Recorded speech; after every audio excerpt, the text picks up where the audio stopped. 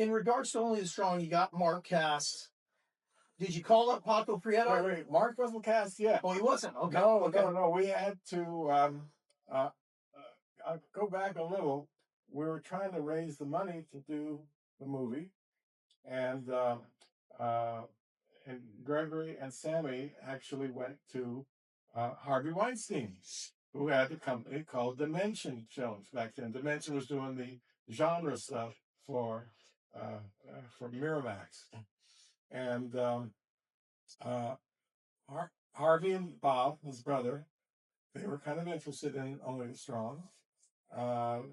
Genre movie fits right into what we're trying to do, and so I actually had lunch with Harvey Weinstein, and they were interested, but they only wanted to put in enough money to get the budget up to $5 million. Now, I felt, and we did some budgets, trying to number of days we needed and everything else, and I felt we needed $6 million. And I told this to Gregory and Sammy that I think we need $6 million, and Harvey was only willing to go up to $5 million. So I kind of put my foot down. I said, I don't think $5 million is enough to make the movie. I think we need that extra $1 million. So basically, Dimension, Miramax, Harvey Weinstein went away. But then Gregory Cascanti had some kind of contact with 20th Century Fox. All right, even a bigger company than Dimension, and Fox was interested. Why were they interested? Well, they had just lost Brandon Lee. Yeah, Brandon Lee had a tragic accident. And they were building Brandon up to be a big star. He did Rapid Fire for them, and I'm not sure if he did that one with Dolph. Showdown. I'm not sure if that was Fox, but for sure, Rapid Fire was Fox. So so they're looking at Mark Dacascos and Only Strong, and this might be a way to get back into the Brandon Lee business, but without Brandon Lee. So let's consider this. But they weren't completely sold yet because they didn't know enough about Mark. You want to see Mark Dacascos? We got to look at American Samurai, this canon film.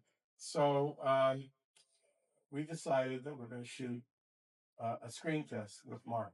I can't remember whose idea it was, but we all just decided this is a good idea. Let's shoot a screen test. Let's shoot it on 35 millimeter. Let's bring in like a real 35 millimeter camera. Let's do some acting scenes. We got an actress friend to act against them, and let's do some action scenes. Let's do some gymnastics, things like that. And we shot all this on 35 millimeter film. They got the film process, got it over to 20th Century Fox. So our two executives at Fox who are going to be shepherding this project, one of them was Peter Rice, who was the nephew of why am I blanking on his name now? The head of Fox. Okay. I don't know right now. Huh? Normally I can help. We all blank on his name? We're all Rupert Murdoch. Oh, okay. All right. He was the nephew of Rupert Murdoch, which is how he got his vision. Although then, afterwards, he ended up being the head of Fox, Peter Rice. So back to that, he was just one of our executives on this potential project, Only the Strong.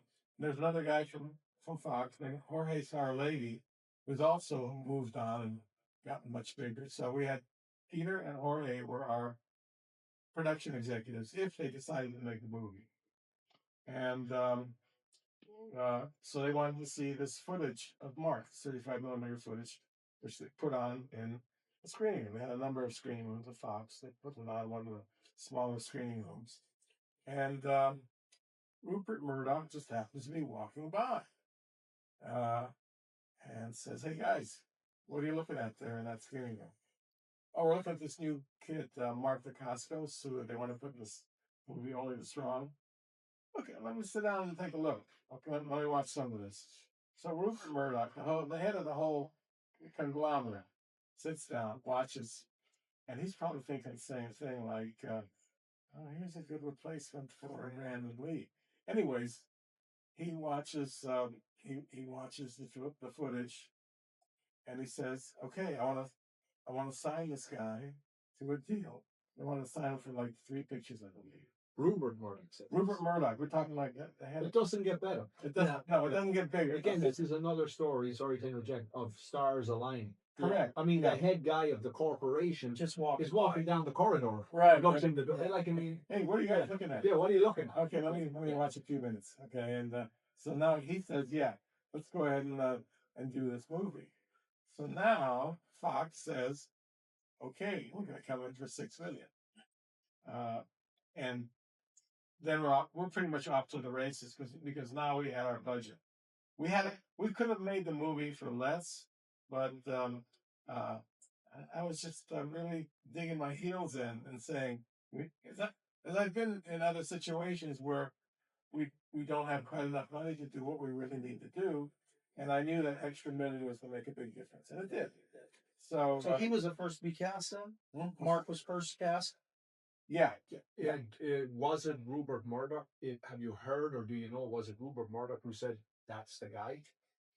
Well, like maybe behind the scenes? I wasn't in the room, but basically what I heard was that Rupert Murdoch said, "Yeah, that he's the one who wanted to sign Mark to a multi-picture deal." And nobody's going to argue. Listen, oh, well, we did have somebody arguing. That was Mark's fucking manager, his idiot manager, who was fighting us on this the whole time. Hold on, he's fighting you on what? Rupert Murdoch wanting to sign him? What? 20th Century Fox wanted to sign Mark for a multi-picture deal. That's a major motion because she had studio. She had some other irons in the fire, which was probably like toothpicks. Okay, but she didn't want Mark to get snatched up through somebody else's doing. Basically, through me saying, "Okay, let's shoot a screen test. Let's show it at Fox." So now Fox wants to make. They wanted to make I believe it was a 3-picture deal. Well, here's an interesting thing. And any actor that happens to get leaps and bounds ahead. When Jean-Claude did Bloodsport and those movies, they were done by Canon, 1.5 million. Right. Yes, it's a studio, but it's a small independent studio compared to Fox or Paramount. Right. Jeff Speakman gets Perfect Weapon screenwriting The Expert with Paramount, major motion picture. Right. Mark Dacascos is getting potentially a 6-picture deal. No, a 3-picture deal. I think it was a 3-picture with Fox. Another major motion picture studio. At the urging of Rupert Murdoch, because Rupert Murdoch is the one who said, let's sign this. What I heard was that he's the one who said, "Let's sign this kid to a multi-picture deal," because he knew that we've got this guy can step into Brandon Lee's shoes, and we can make Rapid Fire 2 or whatever. But I want this guy signed, and let's do that movie Only the Strong, and we'll give them the $6 million that they want. So what happens with the manager? Catherine didn't want to make the fucking deal. All right, and I got on the phone with Catherine, and Mark overheard the whole thing. Although I think maybe I was talking to the cell phone. Mark was in there. Anyway, Mark overheard it. And I just lambasted Catherine. I said, "What the fuck are you doing? It's the 20th Century Fox. It's Rupert Murdoch. You can't say no to this." And she career suicide, you do. Yeah, basically she was saying no. She's the one that really fucked up Mark's career, because she's the one that then, maybe this was going on in the background at the time, she's the one that put Mark in Double Dragon. Okay? Which was a terrible, horrible failure. Yes, but what happened, and it fucked us because 20th Century Fox, they really loved Only the Strong. We did a test screen.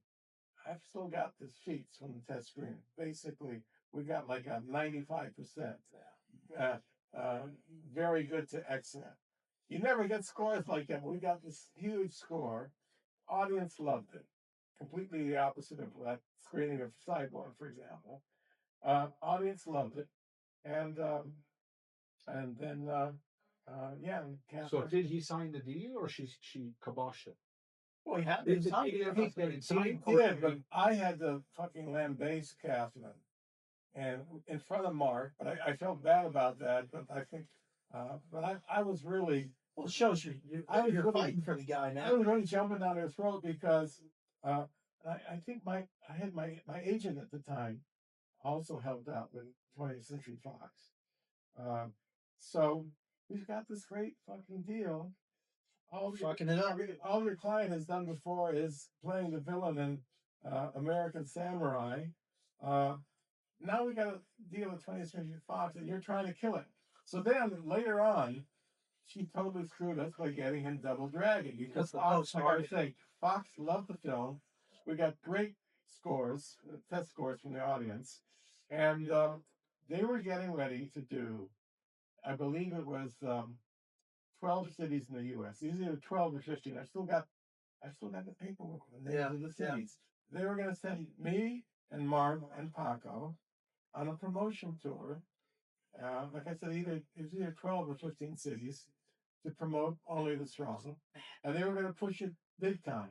Okay, but then That would have made such a difference, man. Mark couldn't do it because he was stuck doing Double Dragon. So hold on, which was was Double Dragon shot after Only the Strong? Yeah. Yeah, Right. yeah. So while Only the Strong's in post production, he's off shooting this, and by the time they're ready to No, release while Only the Strong is shooting, Catherine is making a deal with Imperial Entertainment for Mark to co-star in Double Dragon.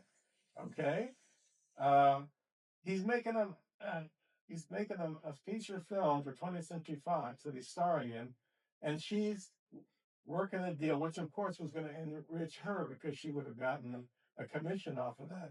She's making a deal with Imperial Entertainment to do Double Dragon with a completely unknown director who's only directed some music videos before. So the coincidence ended up being that he's shooting Double Dragon right when Fox was planning to do a big promotional push for Only the Strong. So he's not even available to do the He was promotion. not available. No. Did he do any cities? We did one city. Okay. Okay. Where? Miami? Miami. Yeah. Yeah. Well, it was shot in Florida, right? It was shot in Miami. Yeah. So what was your shoot schedule on Only the Strong? Because it's a very impressive. The fight scene. I think it was 40 days. Yeah. 40 days. Yeah, you see, that's one of the reasons I was fighting for the extra money, right? Because I don't want to shoot this in 25 days. I need 40 days. Okay. Now let me ask you this: there's a Miami is known for its culture and some gang culture as well. Mhm. Were there any problems with that on set or anything like that? Problems with what kind of Like gang culture?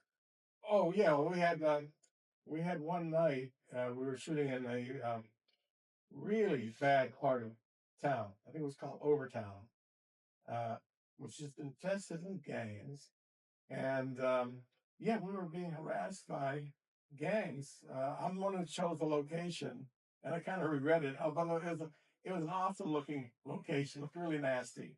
Now take us a little bit to the Corey, because this movie also has, to some extent, Frank Dukes involved.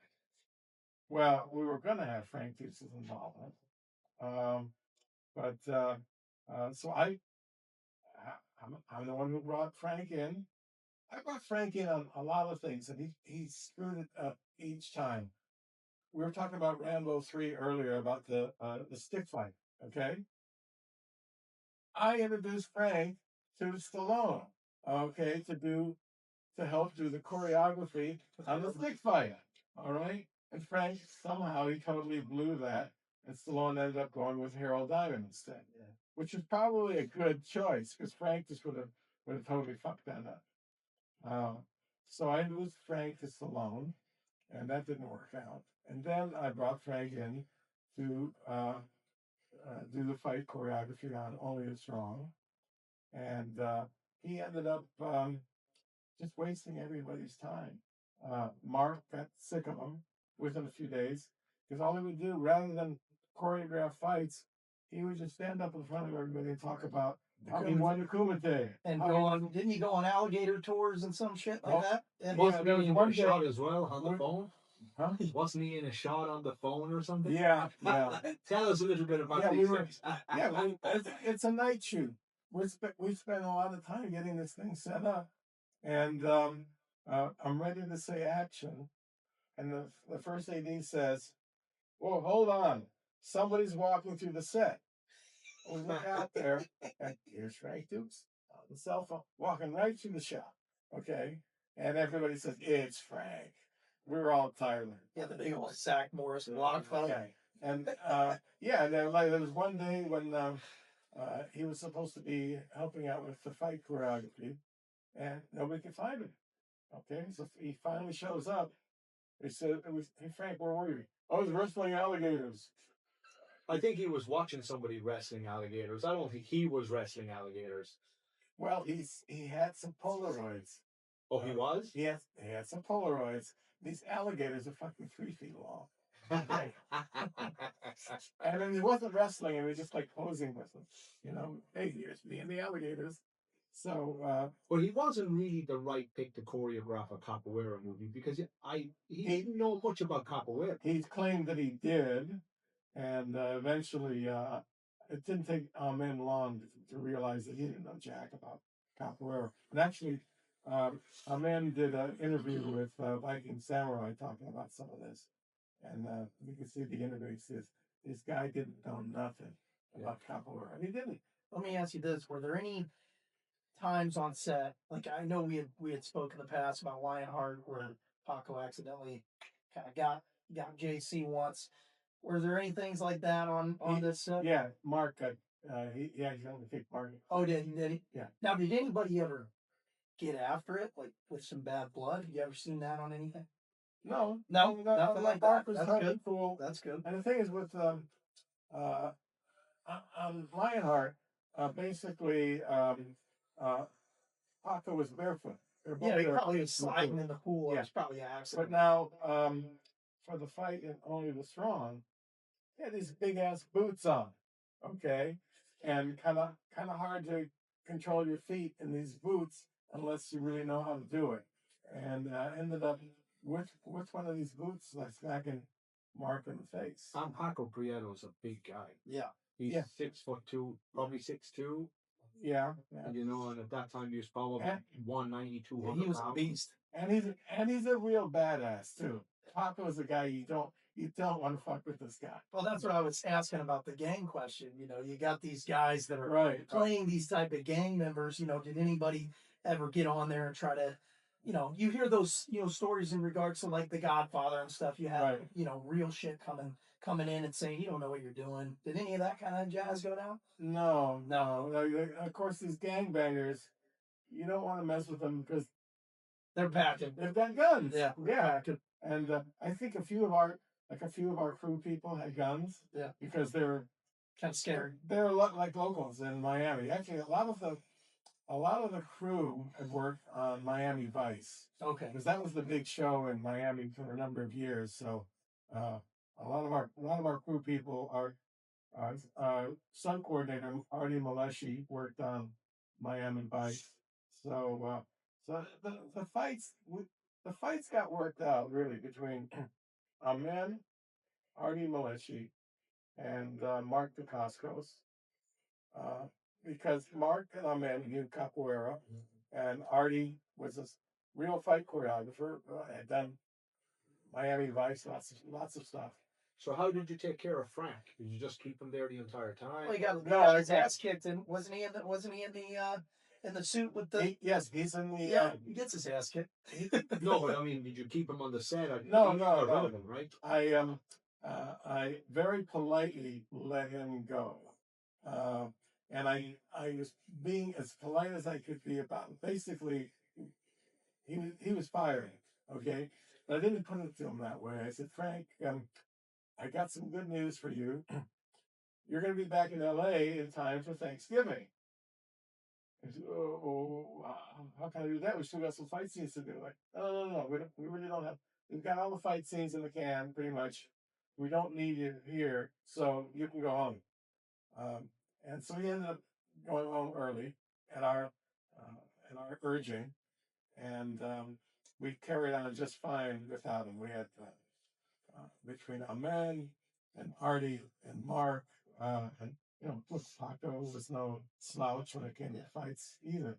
And Paco actually did know a little bit of capoeira. In fact, he used some capoeira kicks in Lionheart. Yes, Yeah, he does. Yeah, that's one of the reasons I wanted to hire him too. Because first of all, I liked him because he became a friend, and he could fight, and he knew some capoeira. So we ended up getting him to play our bad guy, Silveria.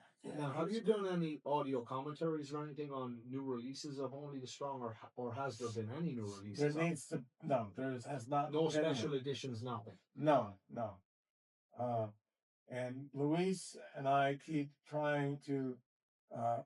We keep trying to get either 20th century. Well, it's Disney now. It's owned by Disney now. We were trying to get Peter Rice to help us out with this. Hey, Peter, you're our production executive on this. You're like the head of Fox now. How about getting Only the Strong released on special edition Blu-ray? Yeah, And he would say each time, like, of course, yeah, I'm working on that. We'll get it done. We talked to Sammy Adina about it. Sammy died a few years ago, so now we're stuck with his brother Victor Adina, who's also got a producer title on Only the Strong. And so Victor, how about a special edition Blu-ray of Only the Strong? Oh yeah, absolutely, we're gonna do it. And he never does. He just drops the ball. Sammy never would have dropped the ball. It would have been done if Sammy had still been alive. But unfortunately, we lost him. So it's a great movie, man. next up after Only the Strong was Perfect Target, correct? Right. So talk to us about that. Okay. It stars Daniel Bernhardt and again one of your old employees, Brian Thompson. Right. Yeah, that's kind of a long story. There was a guy named Alexander Tabrizi, who was trying to put the movie together. He had a script. It was called American Night, spelled Knigt. And he got in touch with my agent about me directing a movie that Daniel Bernhardt would start. So I guess he talked to Daniel already. So Daniel was on board. And we got some producers involved, Christian Solomon and his brother Lee Solomon, and they're the ones who came up with the money to do this. The script was not very good. They hired somebody to do a rewrite. The rewrite turned out terrible, and basically I said the script is not worth shooting the way it is right now. Daniel was on board with it. He just wanted to do anything that he could star in. But the script needed to work. I brought in my friend George Saunders to rework the script, and we reworked it and came up with what I thought was a much better screenplay. So things started moving forward. I need a sip of water here. Well, I really do run. My voice really does run out of these long talks. Well, there's a lot of info. Mm-hmm. Basically, it's like an audio book of your book. Right. Although I'm actually giving you guys a lot more information. Yeah. So the Solomon brothers had some kind of a deal with somebody in Mexico. Jose Ludlow was his name. He was like a line producer in Mexico. So they wanted to shoot in Mexico, which was fine for me. And we had to rework the script a little bit. But rather than going through all the steps of how we got this movie happening, let me just mention some of the personalities that were involved with it. Because we had a pretty good crew, actually. We had Daniel brought in a few of the people that he worked with on those Bloodsport sequels. Number one was the guy who was the fight choreographer on those, and that was Chad Stahelski. who ended up directing all the John Wick movies. Okay, and he was really a great fight choreographer. He's actually a great martial artist and martial artist too. And David Leitch. Yeah, they're both great martial artists. He had an interesting story he told us also. He worked on some movie with Steven Seagal. And he said Steven Seagal was just unnecessarily brutal to some people. And Chad is one of the guys that Steven got brutal with it. I don't know, messed up his stomach or something, but he did not like Steven Seagal. Steven Seagal got basically unnecessarily rough with him on something. But Chad ended up he was the best fight choreographer I'd ever worked with.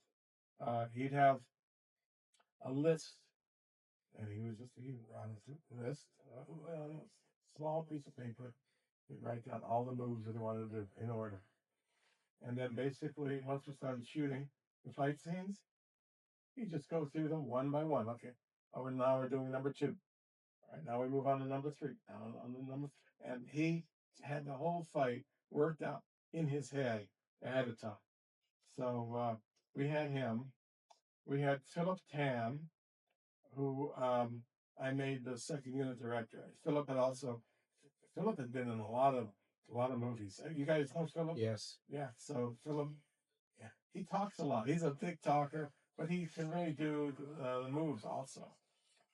And his son, Louis Tan, He's been doing some good stuff. Louis Tan was like the co-star of Mortal Kombat 2, or the star. I think he might have been the star. Anyway, so we had Philip as our second unit director. He was in Cobra Kai as well. So right. We had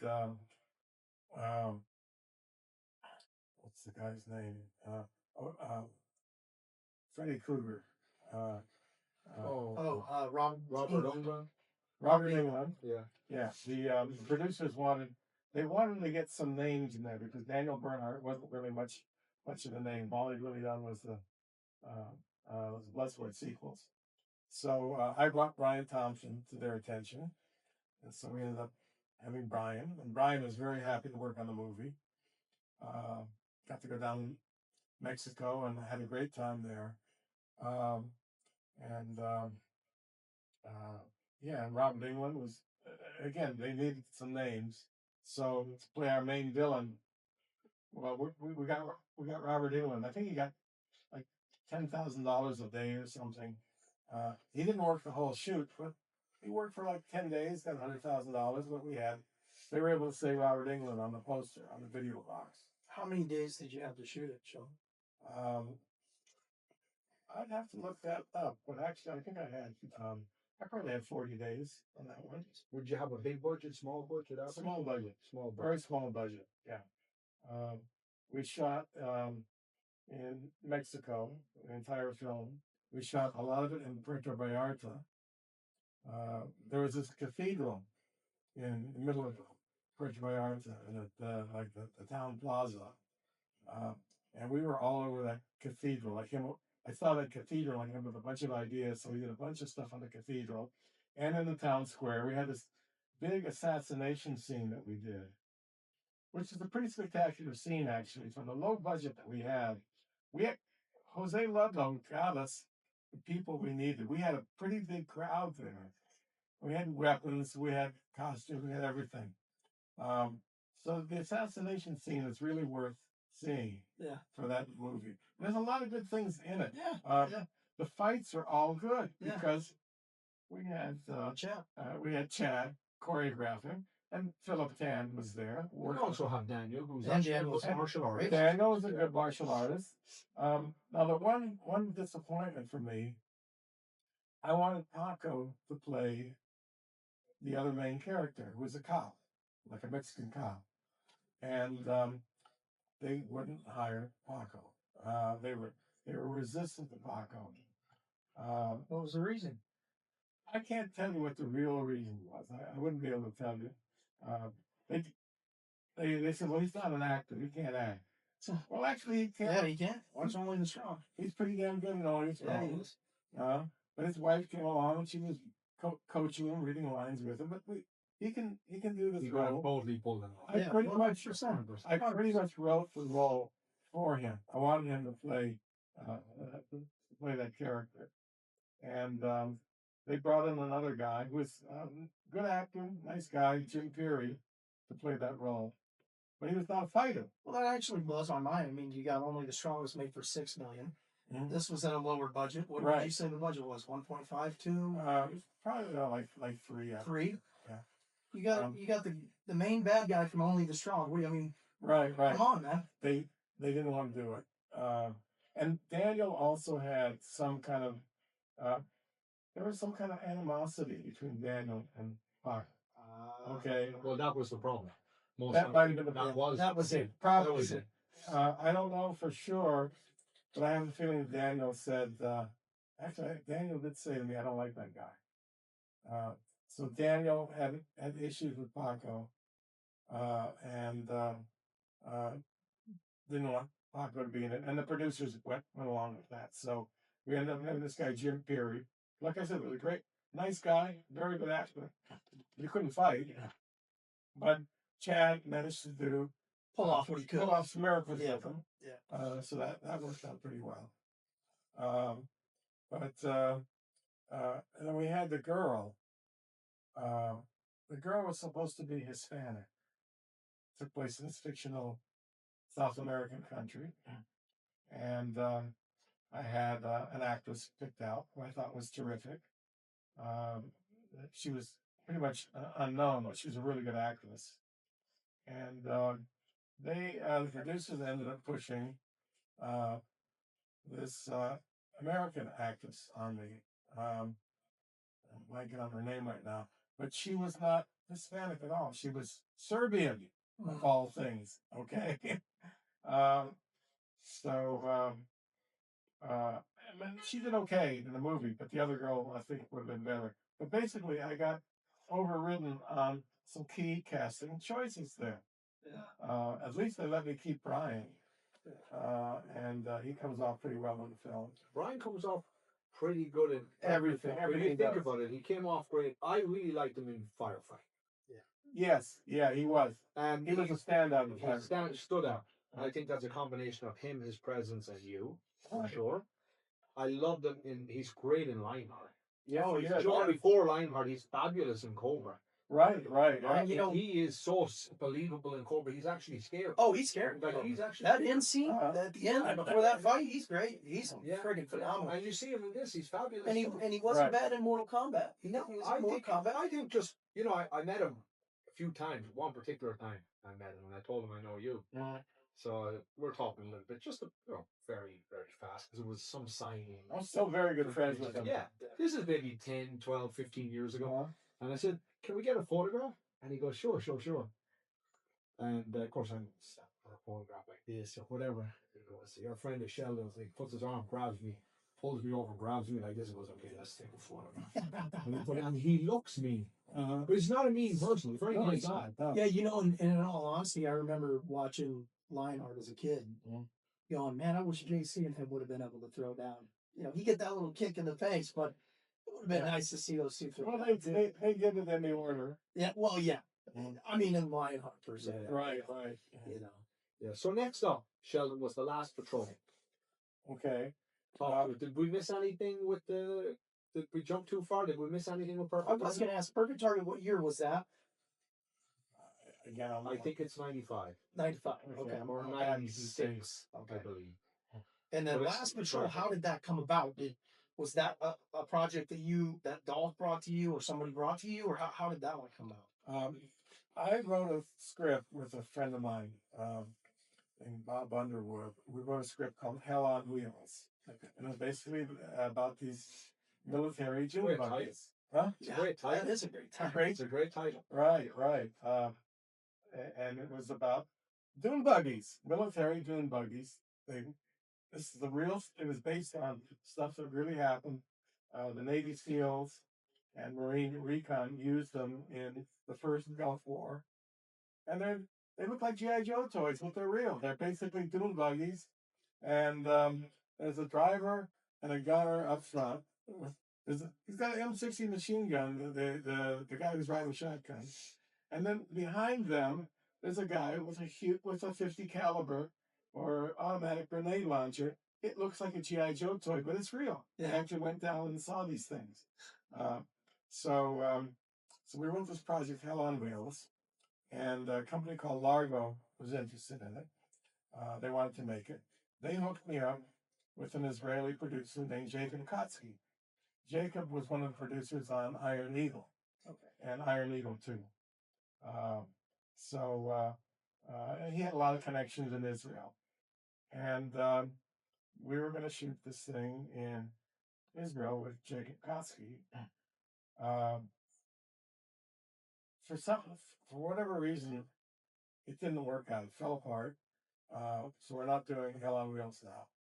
So Jacob said he had money in Israel.